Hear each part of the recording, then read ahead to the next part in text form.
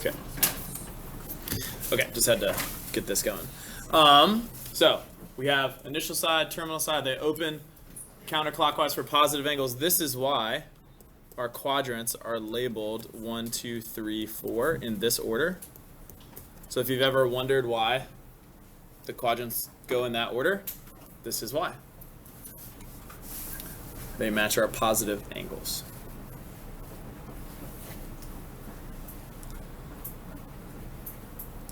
Now, so in geometry and in physics, we measure angles in degrees, or using the degree. How many degrees are there in a circle? 360. So this is 1/360th of a full rotation. It's pretty small. But today we're also going to learn how to measure angles in radians, which is a different unit of measure, just like Fahrenheit and Celsius. They measure the same thing, they're just different units, miles and kilometers. We have degrees and radians.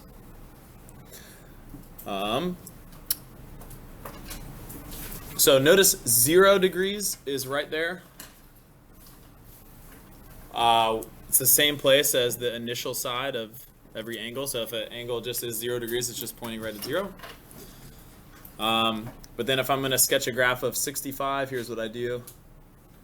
I draw the initial side, I draw the terminal side, and I do a little arrow to show that we opened in a positive direction, and we label it here 65 degrees.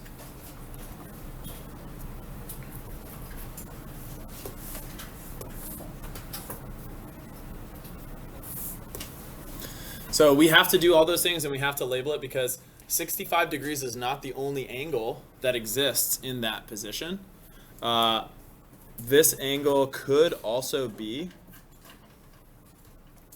negative 295 degrees because it could start there and end in the exact same spot, but it opened the other way. Or this angle could also be 425 degrees. If it started here and opened and went all the way around a full rotation plus a little bit more. It could be 360 degrees more than that. So there's an infinite number of angles that actually are in that spot.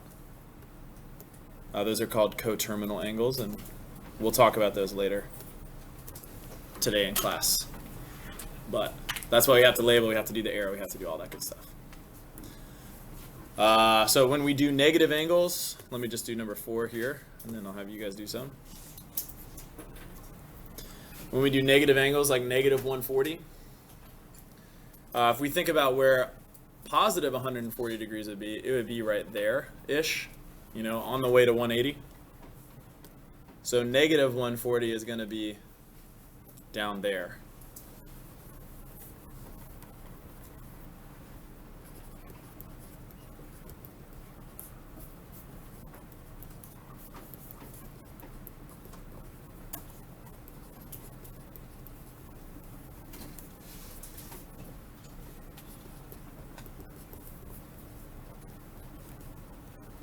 And so this helps us out with that. Negative angles are vertical reflections of the positive angle. Positive 140, again, would be right there. I'll just go ahead and draw it.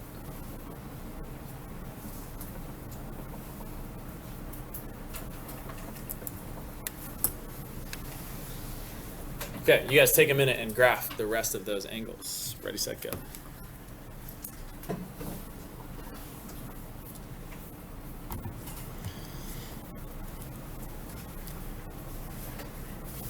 Okay, so you guys can just hold up a number on one hand. What quadrant does 320 degrees end up in? Fourth quadrant, yes. So there we go. Make sure we have our terminal side, initial side, arrow showing which way we're opening, labeled somewhere on there. What quadrant is 415 in? First quadrant, yes.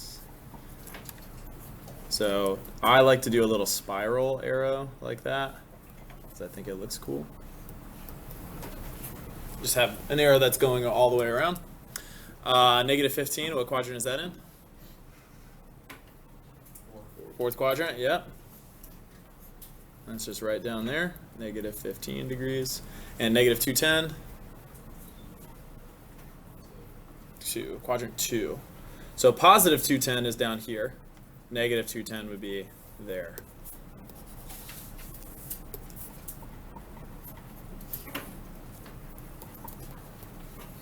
Make sure all of these are labeled with degrees, so you can't leave the degree symbol off, especially because we're going to start measuring angles in radians right now. We're going to start doing that. So we have two different unit measures. We need the degree sign if we're using degrees. Oh. Okay, so 1 radian. Radians are just a different way of measuring angles. 1 radian is when you take the length of the radius. Let me use a different color here. The length of the radius, and if you walk that distance around the circumference of the circle, the angle that's created when you connect that endpoint to the center is 1 radian. And so a circle can fit a few radians on there, so there's another one, that's the length of the radius. You can fit another one there, can fit another one there, there, and there. So like around roughly 6 radians in a circle.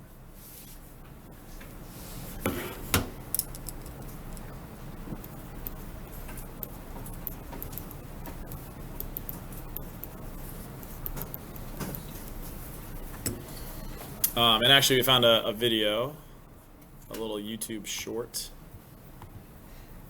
to visualize this. I gotta let it play till it's at the beginning of the video.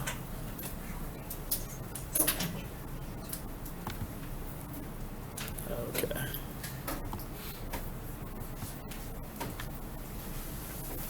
The lights here. We never turn the lights off. It's so fun. Circle where the radius is length r. Here's an interesting question. How many arcs of length r can we fit around the circle? Certainly 1 is not enough, and we can see pretty quickly that 2 arc lengths with a length of r is not enough. How about 3? That looks like it could almost cover half.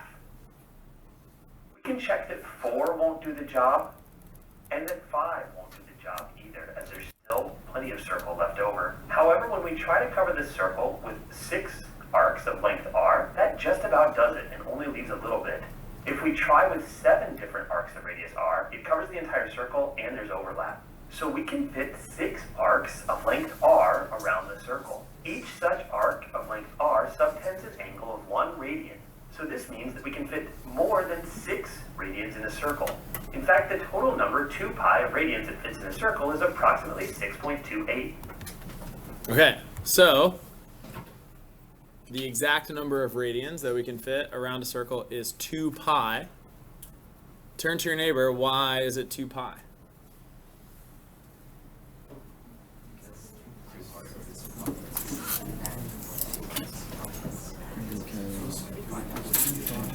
One pi is 3.14, so 3.14 is 6.2. No, but lots of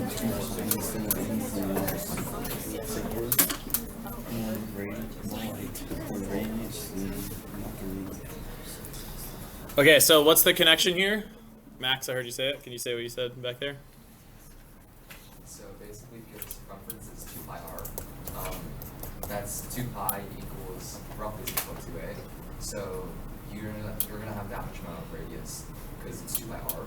So you're gonna have 6.28 times the radius in the circumference, which means that you're gonna need that amount of radius to go outside of the circle.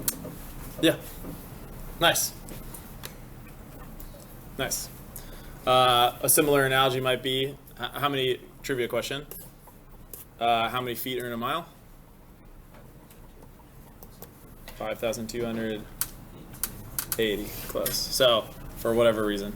If you took a yardstick and you traced it out that many times, you would get 1 mile. So same thing here. If you took a radius and you traced it out 6.2 times, you get a circle. You get the circumference. So this is what's going to help us convert between radians and degrees. This is going to be really similar to chemistry class, actually, when we convert between units. Or really, chemistry class just teaches us how to convert between units, and that's something that we have to do in lots of different areas in life, not just in chemistry class, because lots of things are measured in units, actually everything, if you measure it. So anyways, 360 is the same as 2 pi radians.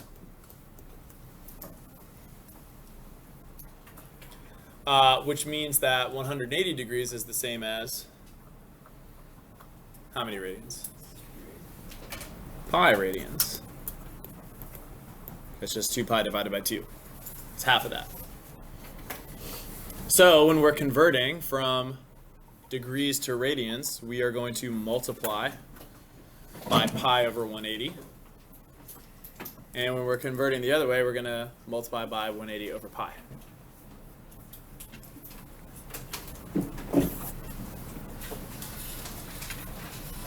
We do this so that the units will cancel on the top and bottom, just like in chemistry class.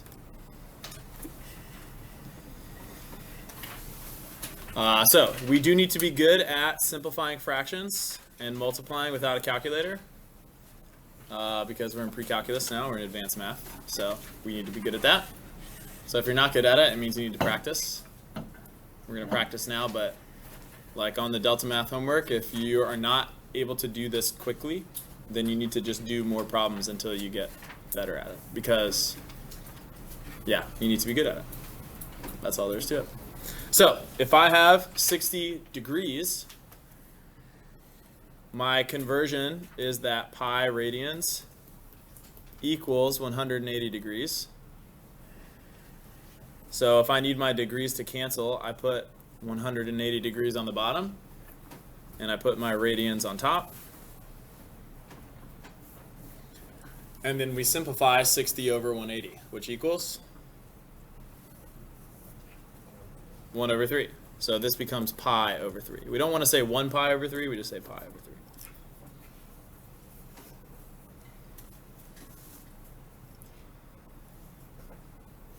Similarly for number 8, these are all in degrees, right? So it's going to be pi radians for every 180 degrees.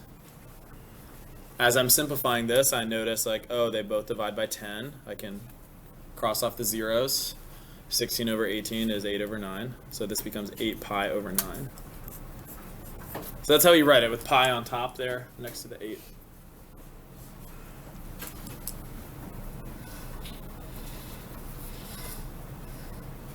Okay, we take a look at number 13. When we're going the other way, we have an angle in radians. So that means we need our radians on the bottom to cancel. Pi radians and 180 degrees. And now we simplify this fraction. And again, this is what we need to be good at in pre-calc. Pi's cancel. What's 180 divided by 18? 10. Yeah, so this is just 10 times 5, 50 degrees.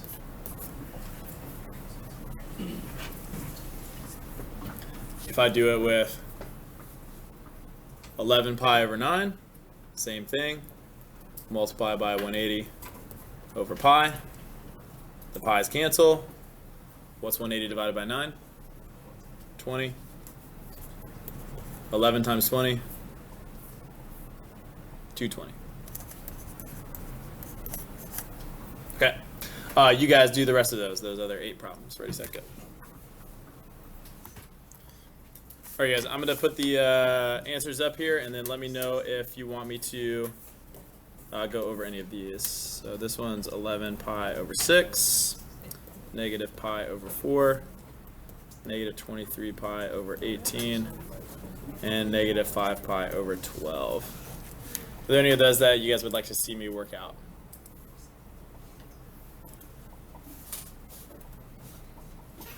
Does it matter if you just leave like the negative, not on the pi, but like negative before the...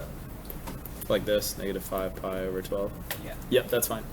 The only thing you do, it's equal, but we just don't write the negative on the bottom. It's just not the right way to write a fraction. So you could put it on the top or next to the fraction. It's fine. Yeah. It is equal though. It's the same. Okay. Let's see. 15, get 420 degrees. 16, negative 30 degrees. Make sure you have the degree sign. 17, negative 285.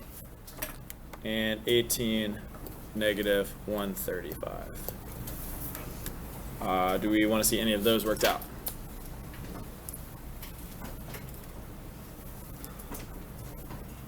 Okie doke. So again, if that's kind of a slower process for you, remember you on Delta Math you can do extra problems beyond what's assigned. So if you just need to practice to get up to speed, do it. When we give a test and the tests are timed, like this can't be what's taking you a long time. You want to have time to like check your work, but if it's taking a really long time to simplify fractions, just do the practice, do what you need to do to get better. Okay. So coterminal angles. These are, you can see it right there, angles in standard position with the same terminal side. And I showed you guys an example of this earlier, but what we're talking about here, an easy example to think about is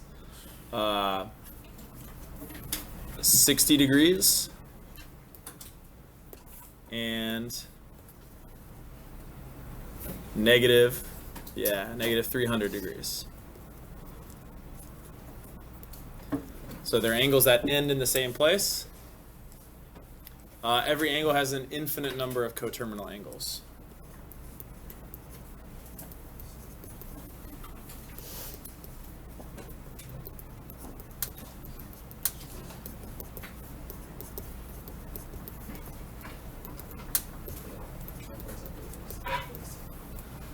Because we could keep adding 360 and go around this circle a million times, a billion times, infinity times. These angles could get really, really big.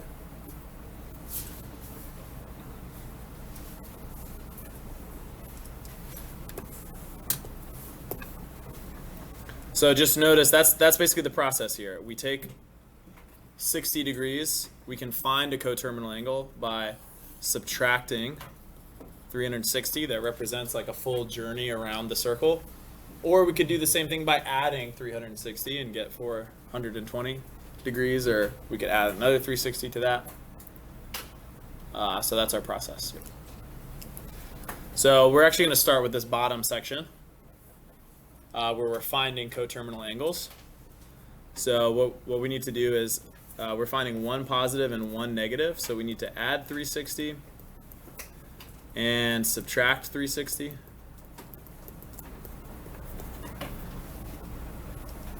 If our angle is in radians, what's our radian equivalent of 360?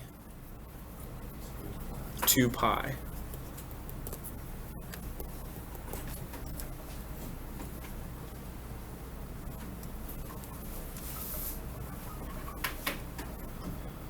So when we do number 23 right here, if I do 150 minus 360, first of all, remember this is, flashback to whenever you first learn negative numbers. 150 minus 360, we can do 360 minus 150 and see it's 210 and just make our answer negative. So if it's easier to subtract in that order, remember that you can just switch the order and make your answer negative. 150 plus 360 is 510. So that's one negative coterminal angle and one positive.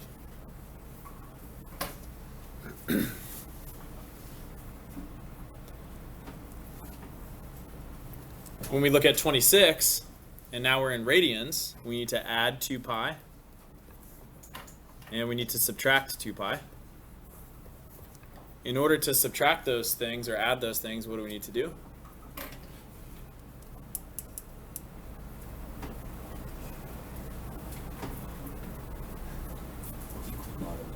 Yes, we need a common denominator. We need the bottoms to be the same. So we convert 2 pi to twelfths. How many twelfths is 2 pi? How many? 24 twelfths. Yeah, it's just double. So we have 24 pi over 12 and minus 24 pi. Whoa. Let me just write that neater. Hello.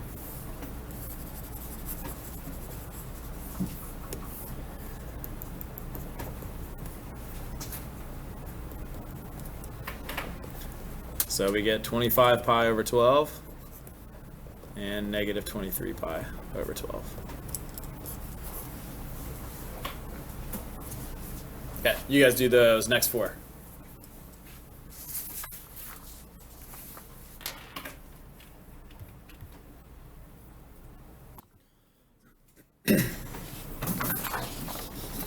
All right, so for 24, when we add 360, we get 625. And when we subtract, we get negative 95. When we add 360 to negative 25, we get 335. And when we subtract, we get negative 385. Questions on either of those? Okay. For 27, when I add and subtract 2 pi, how am I writing 2 pi in order to actually do those?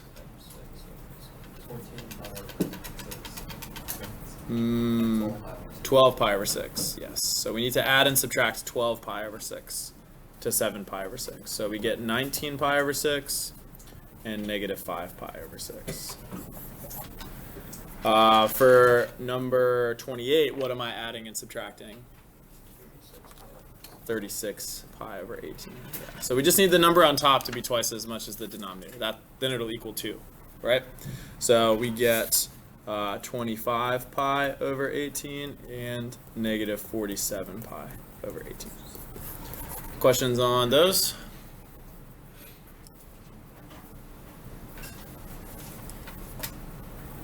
Okay. In numbers 19 through 22, we need to figure out if these angles are coterminal of each other. Turn to your neighbor. How do you do that?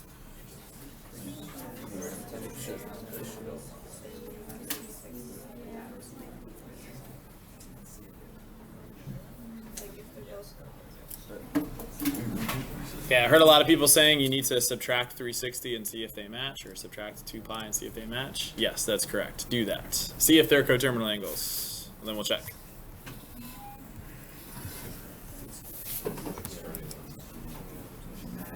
All right, let's check these. So, depending on which way we want to go, we're going to add or subtract 360 for number 19. If we start with 305, would we want to add or subtract 360? Subtract, right? Because we're trying to get to negative 55. We're seeing if that makes sense. If you start with negative 55, you would add 360 to see if it matches. So there are different ways to do it. If we do 305 minus 360, does that equal negative 55? Yes. That's great. So yes, these are coterminal angles. Same deal with 20. If we do 30 minus 360, does that equal negative 170? No, that equals negative 330. Okay, so no, these are not coterminal angles. This one, especially for now, degrees are probably a little bit easier. Soon, radians will be actually much easier once we get used to it. But 30 degrees is here. Negative 170 is over there. So if you can picture these angles, they are not even close to being coterminal. Okay, so if we have, for the next row, if we have pi over 4 and we're trying to get to negative 9 pi over 4, what would we want to do with pi over 4? Yeah, subtract 2 pi. Okay, what's 2 pi going to look like when we subtract it? 8 pi over 4. And so what does that equal? Negative 7 pi over 4. Okay, so those do not match. This is no. Okay, same thing with 3 pi over 2. What would we subtract? What would it look like? 4 pi over 2. So we're subtracting 2 pi, and we get negative 1 pi over 2, or negative pi over 2. Okay. But we can do it again. And then it does match. So what does subtracting another 2 pi represent? Yeah, another full time around the circle, exactly. So negative 3 pi over 2 is, sorry, 3 pi over 2 is here. We subtract 2 pi, we subtract 2 pi again. It means go around another time. So for number 21, should we try subtracting 2 pi again? I mean, we could see if we subtracted 8 pi over 4, where would that put us? Negative 15 pi over 4. So that's bigger than, or more negative, so we've overshot it. What about with number 20? Should we subtract another 360 just to see? Yeah, we've already overshot it with negative 330. So the only one we have to do it twice is number 22. But sometimes, yeah, we do have to do it twice because they can be coterminal and just multiple rotations around the circle apart. Okay. So that's our notes.